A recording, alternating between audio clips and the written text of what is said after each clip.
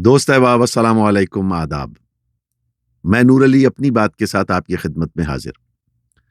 Thumbnail से आपको अंदाजा हो गया होगा कि आज हम रेहान अज़ा जनाब डॉक्टर रेहान आज़मी साहब को ट्रिब्यूट पेश करने के लिए आपके सामने हाजिर हुए हैं।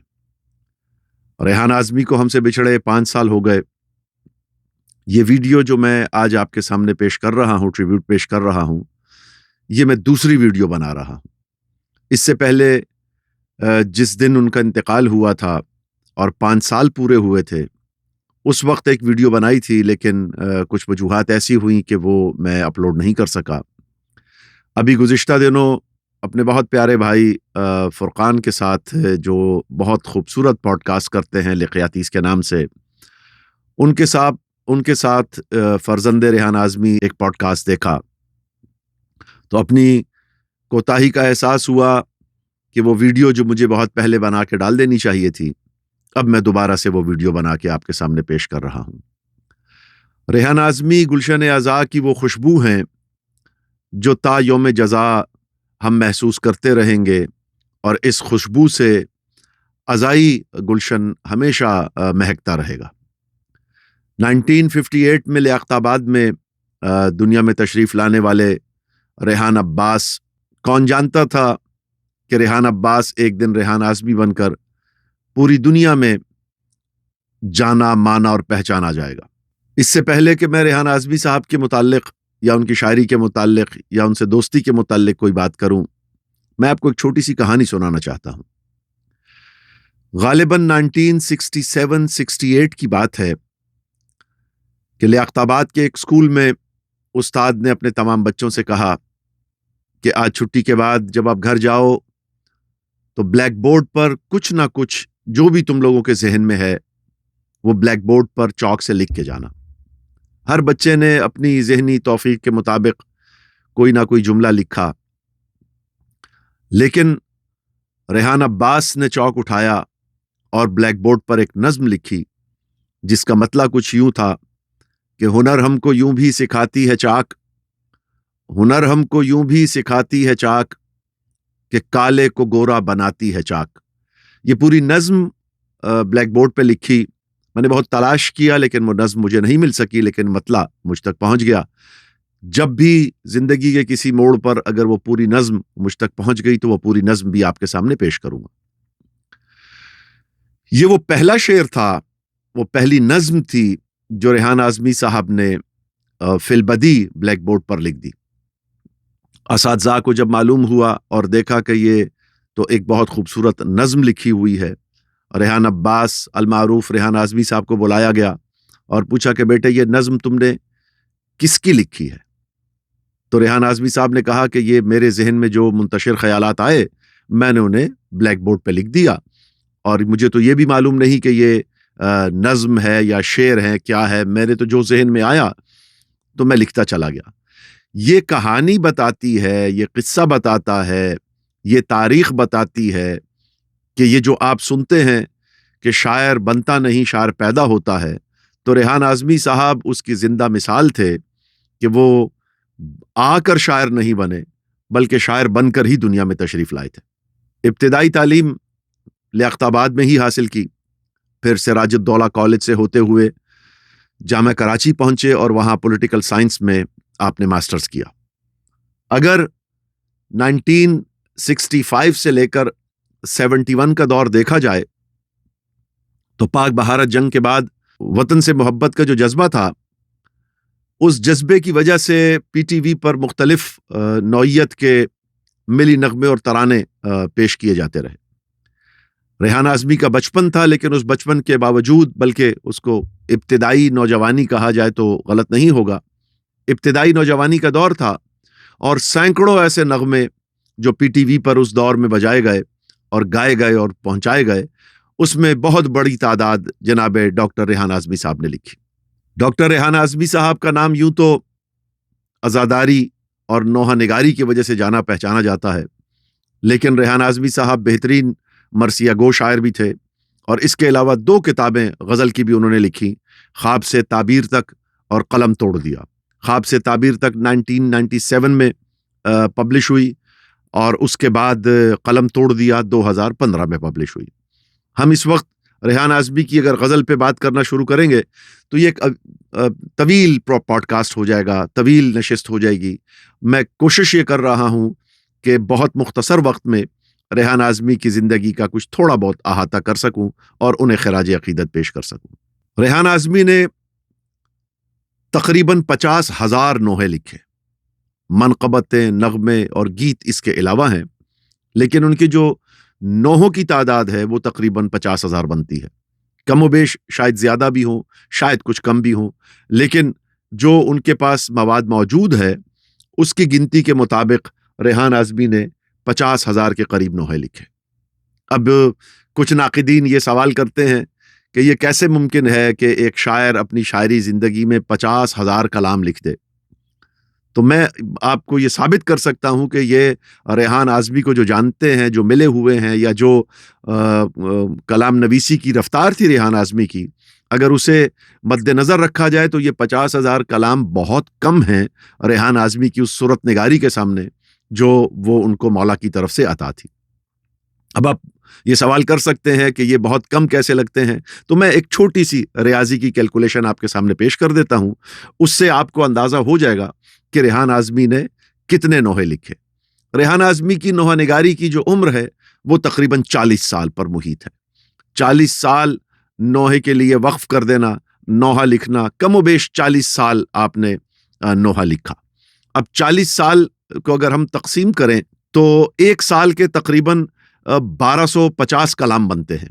एक साल में अगर एक आदमी को 50,000 कलाम को अगर हम 40 सालों पे तकसीम करें तो पर ईयर जो कलाम निकलेंगे वो 1250 निकलेंगे। और अगर इन 1250 को हम 365 दिनों पर तकसीम करें तो वो तकरीबन रोज का 3.5 कलाम बनता है। यानी औसतन अगर एक कलाम के 7 से 9 अशार हैं तो औसतन अगर हम ये रख लें तो 3 से 4 कलाम यौमिया के हिसाब से अगर लिखे जाएं तो 40 सालों में 50,000 कलाम, बल्कि उससे ज़्यादा कलाम जमा हो जाएंगे। और जो अहबाब रेहान आज़मी को जानते हैं, मैं खुद चश्मदीद गवाह हूँ इस चीज़ का कि मैंने एक एक वक्त में, एक एक रात में, एक एक दिन में रेहान आज़मी को 13 से 14 कलाम लिखते हुए भी देखा है। मैंने ऐसे दिन भी देखे हैं कि दिन और रात मिलाकर रेहान आज़मी ने तकरीबन 20 से 25 कलाम लिखे हैं।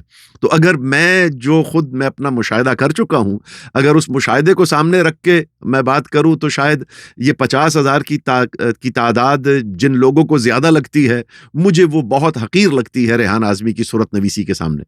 और रेहान आज़मी ने का नाम तेज तरीन लिखारियों की फहरिस्त में Guinness book of world record में शामिल है। ये कोई मजाक नहीं है। हम जब बात करते हैं तो ये बात करते हैं कि फलां शख्स ने अपनी ज़िंदगी वक्फ कर दी है आले मोहम्मद के लिए। ये मैंने अपनी ज़िंदगी में कोई ऐसा शख्स नहीं देखा कि जिसके बारे में ये कहा गया हो कि उसने ज़िंदगी अज़ाए मज़लूम के लिए वक्फ कर दी, सिवाय रेहान आज़मी के।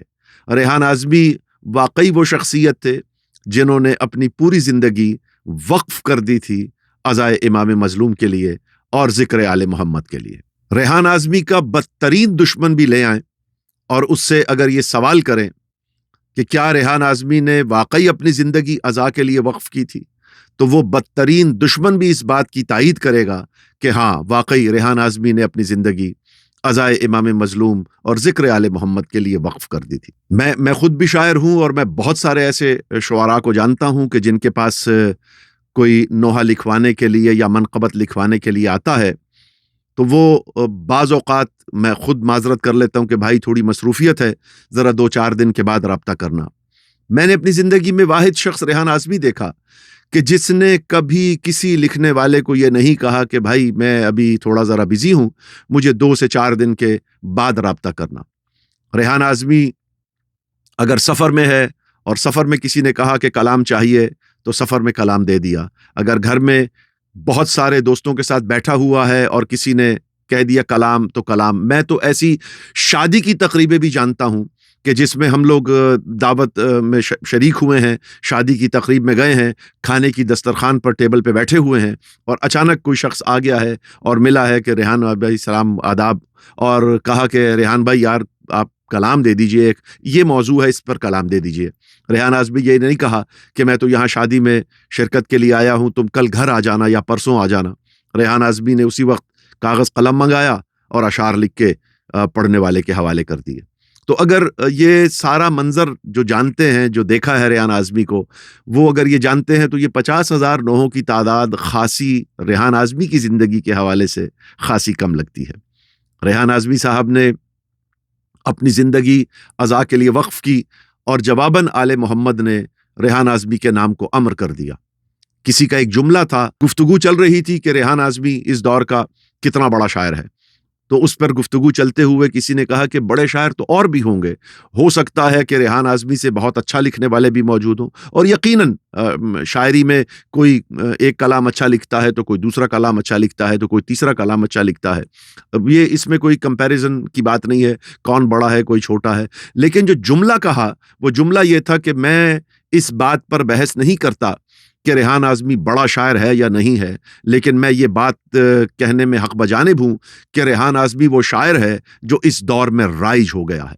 एक वक्त ऐसा था कि जिसमें कोई भी नोहा खान हो, उसकी ये तमन्ना, ये ख्वाहिश होती थी कि कम से कम एक कलाम मैं रेहान आज़मी का ऐसा पढ़ूँ मेरी सीडी में या मेरी कैसेट में, कम से कम एक कलाम रेहान आज़मी का ज़रूर हो। ऐसे, और ये 50,000 नोहों की जो तादाद है, मैं अभी से बात करता चला जाऊंगा तो बहुत लंबी हो जाएगी। ये वो तादाद है जो मुयस्सर आ गई, जो मिल गई। इसके अलावा जाने कितने कलाम हैं जो बसों में सफ़र करते हुए और गाड़ियों में सफ़र करते हुए और एक शहर से दूसरे शहर जाते हुए लोगों से मुलाकात के दौरान कह दिए और वो उन्हीं तक महदूद हो गए और वहीं से दोबारा कभी रेहान आज़मी की डायरी का हिस्सा नहीं बन सके। तो ये तो रेहान आज़मी के लिखने के हवाले से गुफ्तगू रही। जो लोग रेहान आज़मी को जानते हैं और जितना मैं जानता हूँ, रेहान आज़मी यारों का यार आदमी था। मैंने इतना बेहतरीन दोस्त अपनी ज़िंदगी में नहीं देखा। और मैं आपको एक ये बात मैं क्यों कर रहा हूँ, इसके पीछे भी एक लॉजिक है, मैं आपको बताना चाहता हूँ। और रेहान आज़मी वो है जिसकी दोस्तियां बहुत देर पा और तवील अरसे तक कायम रही। रेहान आज़मी की दोस्तियां हमेशा जो पहले दिन से कायम थी, वो बहुत देर तक उनकी दोस्तियां हर फर्द से कायम रही। ये जो देरपा दोस्तियां हैं, मैं इसके बारे में सिर्फ इतना कहना चाहूंगा कि बखील आदमी की दोस्तियां ज्यादा तवील नहीं होती। जिसका दस्तरखान वसी होता है उसकी दोस्ती कभी भी खराब नहीं होती, उसकी दोस्ती बहुत देर तक कायम रहती है। रेहान आज़मी वो शख्स था जिसके बारे में मैंने अक्सर दोस्तों से कहता हूं कि इतना लोगों ने खाना खाने पर पैसा सर्फ नहीं किया होगा जितना रेहान आज़मी ने दोस्तों को चाय पिलाने पर पैसा सर्फ कर दिया। और ये रेहान आज़मी का दिल, दस्तरखान हमेशा वसी रहा। जो लोग रेहान आज़मी के घर जाते रहे, रेहान आज़मी से कलाम लिखवाते रहे, कोई एक लम्हा भी ऐसा नहीं था कि अगर कोई भूखा आया है और उसने खाने का मुतालबा किया है, या रेहान आज़मी को अगर पता चल गया है कि ये शख्स जो आया है ये बगैर खाना खाने आया है, तो वो अगर घर में जो मौजूद होता था पेश कर देते थे, वरना किसी ना किसी को भिजवा कर उसके लिए खाना मंगाते थे। और चाय का और दस्तरखान का और बिस्किट्स का जो सिलसिला था, तो ये रेहान आज़मी का बड़े दिल की अलामत थी कि जिस तरह वो बड़ा इंसान था, उसको साबित करने के लिए काफ़ी था कि रेहान आज़मी का दस्तरखान भी बहुत वसी था। रेहान आज़मी ने कभी अपने बदतरीन दुश्मन को भी, जो रेहान आज़मी के खिलाफ हर्जा सराई करते थे रेहान आज़मी के पीठ पीछे, कभी उन्हें भी कलाम देने से मना नहीं किया। और इस पर मुझे एक वाक़या याद आ गया कि मैं और जनाब असद आगा साहब और हमारे भाई राजू और 2-4 और दोस्त थे, हम रेहान भाई के पास बैठे हुए थे। हम रेहान भाई के पास सादात कॉलोनी से उठ के गए और वहाँ सादात कॉलोनी में हमें एक नोहा खान मिला जो वहाँ बैठ के रेहान आज़मी की बहुत बुराई कर रहा था, और उस पे हमारी उससे गुफ्तगू रही और बहस मुबाहिसा भी रहा। लेकिन खैर हम वहाँ से उठे और उठकर हम रेहान आज़मी के पास आ गए।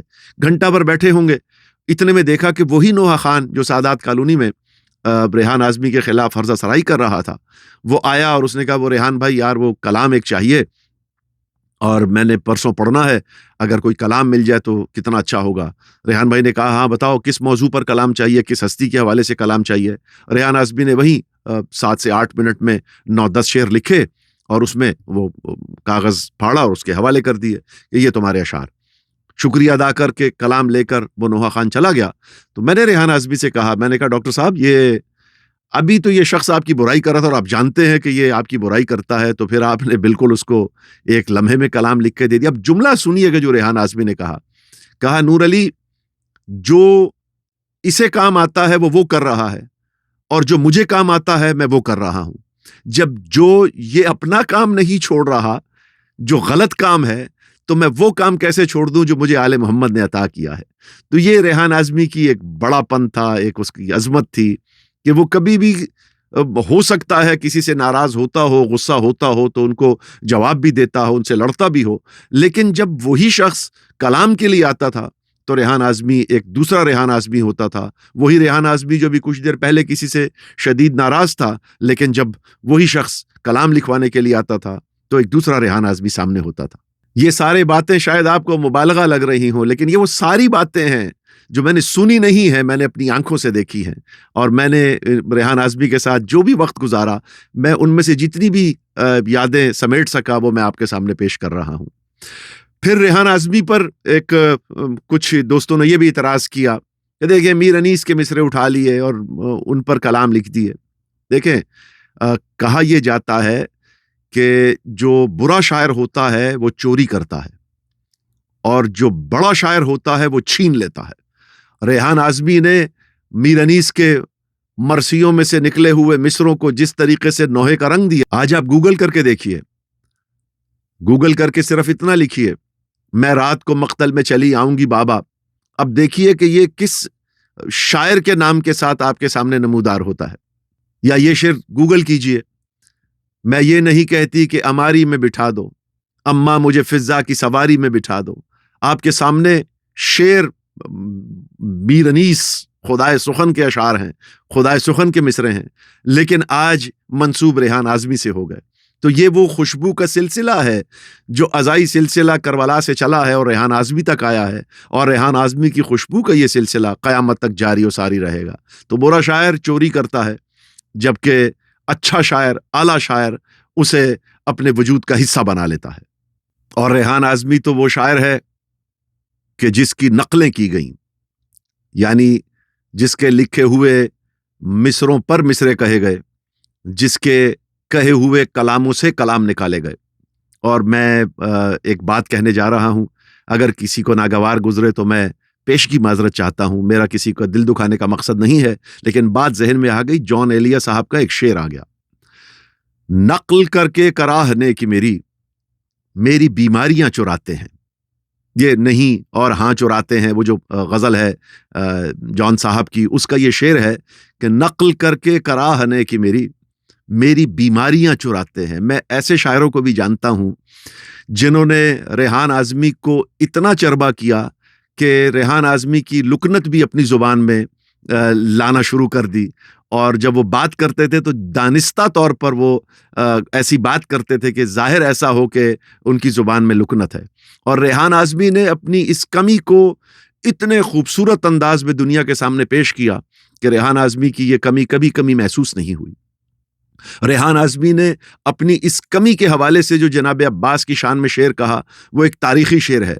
मेरी लुकनत ने सिखाए अदब आदाब मुझे, मेरी लुकनत ने सिखाए अदब आदाब मुझे, मैंने रुक रुक के लिया हजरत अब्बास का नाम। अब ये देखिए, अपनी कमी का एहसास और उसके बावजूद इतना खूबसूरत शेर, उस कमी को मुस्बत अंदाज में पेश करना, ये हुनर भी रेहान आज़मी ही जानता था। ये हुनर बहुत कम लोगों के पास होता है जो आले मोहम्मद ने रेहान आज़मी को अता किया था।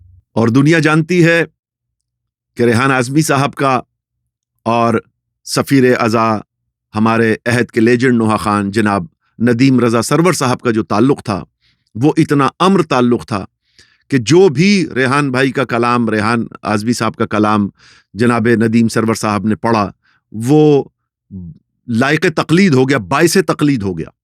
कितने ही ऐसे कलाम हैं जो रेहान आज़मी साहब ने लिखे और जनाब नदीम रज़ा सरवर साहब ने पढ़े, और उसके बाद वो ट्रेंड सेट हो गया। यानी उसके बाद कई सालों तक लोगों ने उसी अंदाज को अपनाया, शायरों ने भी उसी अंदाज को अपनाया और नोहा खानों ने भी उसी अंदाज को अपनाया। और मैं यहाँ ये बात बताना चाहता हूँ कि जनाब नदीम रज़ा सरवर साहब बहुत मुश्किल नोहा खान है, उनके साथ काम करना इंतहाई दुश्वार काम है। उसकी बहुत सारी वजूहात हैं।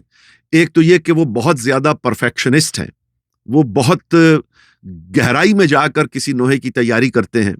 और बाज़ औक़ात जो रेहान भाई से हमारी बात हुई थी या क़िबला जनाबे नदीम रज़ा सरवर साहब से जो हमारी नशिस्तें रहती थी और उनसे पता चलता था कि बाज़ औक़ात नदीम रज़ा सरवर साहब एक एहसास सोच कर लाते थे और वो बताते थे कि ये देखो रेहान, अगर एक बच्ची है जो बाप से जुदा हो गई है और उसके उस वक्त के एहसासात ये हैं, उसकी फीलिंग्स ये हैं, और इसको अल्फाज कैसे पहनाए जाएंगे, तो वो सिर्फ एहसास बयान करते थे और रेहान आज़मी उन पे मिसरे लिख कर देता था।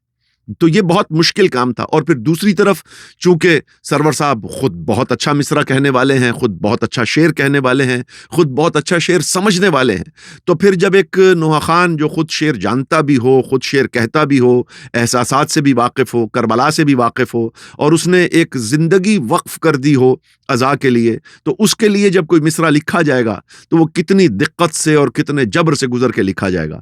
तो रेहान आज़मी साहब को ये भी इस नज़रिए, इस एंगल से भी देखना बहुत ज़रूरी है कि रेहान आज़मी साहब ने जो कलाम सफ़ीर आज़ा जनाब नदीम रज़ा सरवर साहब के लिखे, वो उस पर कितनी मुशक्क़त और कितनी दिक्कतों से गुजरे।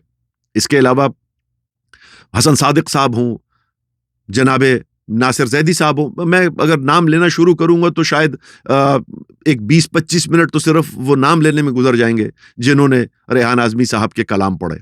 रेहान आज़मी साहब वो खुशबू हैं जो जहां पर जब भी नोहे का जिक्र आएगा या जहां पर भी अज़ा का सिलसिला रहेगा, ये खुशबू महकती रहेगी। इस खुशबू को क़यामत तक महकने से कोई नहीं रोक सकता, क्योंकि रेहान आज़मी ने अपनी ज़िंदगी वक्फ कर दी थी अज़ाए मज़लूम करबला के लिए, और ये तो वो घराना है जो किसी का एहसान नहीं रखते, और इसीलिए अम्र कर दिया है रेहान आज़मी को उसकी नोहा निगारी ने। और मैंने बहुत कम ऐसे लोग देखे हैं जिन्हें इतने नायाब दोस्त मिले हों जितने नायाब दोस्त रेहान आज़मी को मिले। रेहान आज़मी के जितने भी दोस्त थे, वो रेहान आज़मी की गैर मौजूदगी में रेहान आज़मी के खिलाफ एक लफ्ज़ सुनने के रवादार नहीं होते थे। बेइंतहा मोहब्बत की रेहान आज़मी से अहले अज़ा ने। रेहान आज़मी की मोहब्बत का अंदाज़ा मैं आपको इस बात से भी बता सकता हूँ कि मैं जब अमेरिका आया तो रेहान आज़मी साहब भी यहाँ हर साल तशरीफ़ लाते थे, और तकरीबन पूरे अमेरिका के हर बारगाह में वो पढ़ने के लिए जाते थे। लोगों के घरों की ख्वाहिशें होती थी कि रेहान आज़मी साहब थोड़ी देर के लिए हमारे घर आ जाएं, और रेहान आज़मी हमारे घर, वो चाहे शेर पढ़ें या ना पढ़ें, लेकिन हमारे घर आ जाएं। तो ये रेहान आज़मी की क़द-ओ-क़ामत थी जिसका एतराफ़ तमाम अज़ाई हल्क़ों में और अज़ाई ख़ानदानों में किया जाता था। रेहान आज़मी साहब, जैसे आप सब जानते हैं, कि सिगरेट पीते थे। अमेरिका में घरों के अंदर सिगरेट नहीं पिया जाता। यहाँ पर चूंकि लकड़ी के घर होते हैं, और यहाँ एक दफ़ा अगर वो सिगरेट की स्मेल घर में बस जाए तो उस पर खासे खर्चा आता है और उसको घर से वो स्मेल निकालने में काफ़ी दिक्कत होती है। रेहान आज़मी से अहले अज़ा की मोहब्बत और दोस्तों की अक़ीदत का अंदाज़ा इससे लगाइए कि रेहान आज़मी साहब को कभी भी किसी भी घर में सिगरेट पीने से मना नहीं किया गया। वो घर जहां पर सिगरेट पर सख्ती से पाबंदी, जो साहिब खाना खुद भी सिगरेट पीने वाले होते हैं, वो भी दरवाजे के बाहर खड़े होकर सिगरेट पीते हैं। और कुछ इलाके, जैसे मैं शिकागो में रहता हूँ, यहाँ का जो विंटर होता है वो बहुत बहुत शदीद विंटर होता है, बहुत ब्रूटल विंटर होता है। उस सर्दी में भी बाहर 2-2 फीट बर्फ पड़ी हुई है, ठंडी हवाएं चल रही हैं, लेकिन साहिब खाना ने अगर सिगरेट पीना है तो वो दरवाजे से बाहर खड़ा होगा। लेकिन उन्हीं घरों में वो साहिब खाना जो दरवाजे से बाहर खड़े होकर सिगरेट पीते थे, जब रेहान आज़मी उनके घर मेहमान होते थे तो वो खुद एशट्रे ला के रेहान आज़मी साहब के सामने रखते थे, जबकि रेहान आज़मी बाज़ औक़ात कहते भी थे कि मैं बाहर जाके पी लूँगा। उन्होंने कहा, नहीं रेहान भाई, आप यही हमारे घर रह रहे हैं, क़याम कर रहे हैं, आप तशरीफ़ लाए हैं, आप यही सिगरेट पीजिए। जिन भी घरों में रेहान आज़मी का क़याम होता था, वो इस चीज़ को यकीनी बनाते थे कि रेहान भाई को घर से बाहर जाके सिगरेट ना पीना पड़े। तो ये भी उनसे एक वालेहाना मोहब्बत और अक़ीदत का एक इजहार था जो अपने तौर पर अज़ाई ख़ानदान करते थे। और मेरा ख़्याल है कि ये जो मोहब्बत है, ये शायद ही किसी और शायर को इससे पहले नसीब हुई हो, और शायद आगे जाके अगर किसी को नसीब हो जाए तो मैं ज़रूर मुश्ताक़ रहूँगा उस शख्स को देखने का कि जिसको वो मकाम और वो इज़्ज़त और वो एहतराम दुनिया ने दिया जो रेहान आज़मी को दिया। अब अमेरिका का जिक्र आया तो बाबुल इल्म इमाम बारगाह LA में मैं जश्न पढ़ने के लिए हाजिर हुआ। तो जब जश्न ख़त्म हुआ तो मालूम हुआ कि रेहान आज़मी साहब बिल्कुल पीछे आकर, जहाँ पर नज़र न्याज का एहतमाम था, तो वहाँ आकर वो तशरीफ़ फरमा हो गए।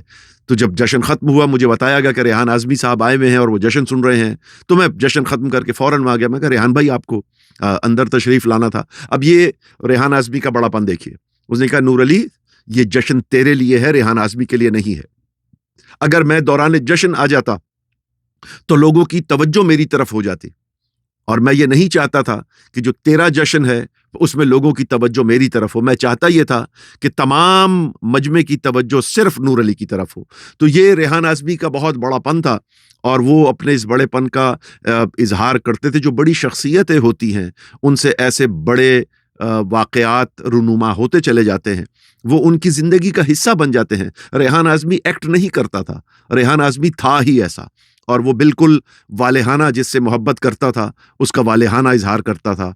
रेहान आज़मी जिससे नाराज़ होता था उससे मिलता था, उससे हाथ मिलाता था, लेकिन उस मजमे में ये कह भी देता था कि ये फ़र्द जो है मैं इससे नाराज़ हूँ, मिला इसलिए हूं कि सब मिले हैं, मजमे में हूं, मैं इससे मिला हूं, लेकिन मैं इससे नाराज हूं। आम तौर पे ये जो लोग नाराज होते हैं वो कहते नहीं जुबान से, लेकिन रेहान आज़मी जिससे नाराज होता था उसे बताता था कि नाराज हूं, और जिससे वो राजी होता था, जिससे उसकी दोस्ती होती थी, रेहान आज़मी का अमल ये दिखाता था, रेहान आज़मी का अमल ये बताता था कि ये शख्स इसके लिए कितनी अहमियत का हामिल है।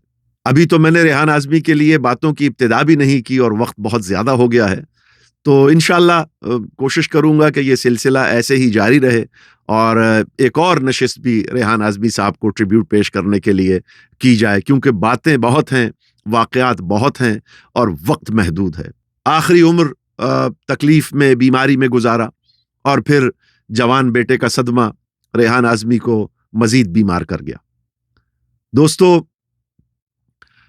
हम एक जुमला अक्सर सुनते हैं कि हम आले मोहम्मद की खुशी में खुश हैं और आले मोहम्मद के गम में गमगीन हैं। ये हम जुबानी तो ज़रूर कहते हैं, लेकिन इसका अगर किसी ने अमली मुजाहरा करके दिखाया है तो उस शख्स को डॉक्टर रेहान आज़मी कहते हैं, जिसने जवान बेटे की लाश पर अपने दूसरे बेटे को कहा कि आज मौला के घर की खुशी है, आज तुम लाल कपड़े पहन के, और खुद भी लाल कपड़े, जश्न के कपड़े पहनकर घर से निकला। उस रेहान आज़मी को जितना भी सलाम पेश किया जाए वो कम है। ये कह देना बहुत आसान है कि हम अपने गम पर आले मोहम्मद के गम को तरजीह देते हैं और अपनी खुशियों पर आले मोहम्मद की खुशियों को तरजीह देते हैं। इसका अमली मुजाहरा करके दिखाना बहुत मुश्किल काम है, और मैंने अपनी ज़िंदगी में ऐसा कोई शख्स नहीं देखा जिसने अपने बेटे की लाश पर जश्न मनाया हो, और जश्न के दिन हो तो आले मोहम्मद का जश्न मनाया हो। वाहिद शख्सियत मेरी ज़िंदगी में जो ऐसी गुजरी है उस शख्सियत को रेहान आज़मी कहते हैं। जवान बेटे की मैयत दफना कर आले मोहम्मद का जश्न मनाना, और जश्न सिर्फ मनाना नहीं, उसका पूरा मुकम्मल इजहार के साथ मनाना, ये बहुत मुश्किल काम है जो सिर्फ रेहान आज़मी ही कर सकता था। आम आदमी के बस की ये बात नहीं। और रेहान आज़मी का ये अमल भी ये बताता है कि रेहान आज़मी को ताईद मासूमीन किस हद तक हासिल थी। जिंदगी के आखिरी अय्याम बीमारी के नजर हुए, और उसमें जाहिर है जब आदमी बीमार होता है तो कुछ शिकायती पहलू भी जुबान पर आ जाते हैं, कुछ शिकायतें भी आ जाती हैं। लेकिन यकीन जानिए कि रेहान आज़मी दिल से कभी वो शिकायत नहीं करता था जो बीमारी के आलम में बेटे के दुनिया से चले जाने के बाद उसकी जुबान पर आई। उन लोगों से कुछ लोग ऐसे जरूर थे जिनसे रेहान आज़मी को शिकायत थी और होनी भी चाहिए थी, और उसने उन लोगों से कभी भी उन शिकायत का इजहार नहीं किया कि मुझे फलां शख्स से ये शिकायत है या फलां घराने से ये शिकायत है। हाँ, लेकिन चूंकि वो वक्त ऐसा था कि जिसमें शिकायत का लब पे आ जाना एक इंसानी फितरत का तकाजा है, और उसी इंसानी बशरी फितरत के मुताबिक रेहान आज़मी की ज़ुबान पर वो कुछ कलिमात जो शिकायत के आए वो आना बनते थे, वो आना जायज़ थे। लेकिन रेहान आज़मी, यकीन जानिए, रेहान आज़मी इस दुनिया में कामयाब आया था और इस दुनिया से कामयाब गया। रेहान आज़मी के बारे में हम जितनी भी बातें करते चले जाएं, मैं समझता हूं कि कई नशिस्तें दरकार हैं रेहान आज़मी की शेरी पहलुओं को उजागर करने के लिए, रेहान आज़मी की शख्सियत पर बात करने के लिए।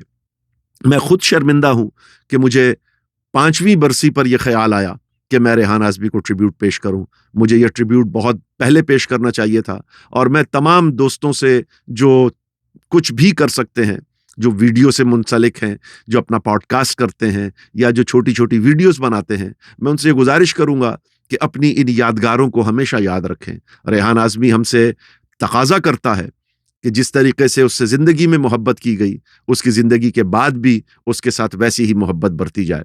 मैं थोड़ा सा गिलामंद हूँ अपने लोगों से, अपने माशरे से, कि रेहान आज़मी के चले जाने के बाद जो ट्रिब्यूट पेश किया जाना चाहिए था, हम वो ट्रिब्यूट पेश नहीं कर सके। खुसूसन मैं ये किसी के लिए नहीं कह रहा, मैं खुद अपनी ज़ात के लिए कह रहा हूँ कि मैं जिस तरीके से चाहता था कि रेहान आज़मी को ट्रिब्यूट पेश किया जाए, मैं उस तरीके से ट्रिब्यूट नहीं पेश कर सका। मेरी तरफ से इतना ही, और इंशाअल्लाह ताला बशर्ते ज़िंदगी बशर्ते हयात हम रेहान आज़मी की यादें मनाते रहेंगे और रेहान आज़मी को उनकी खिदमात पर ट्रिब्यूट पेश करते रहेंगे। अस्सलामु अलैकुम, आदाब और या अली मदद।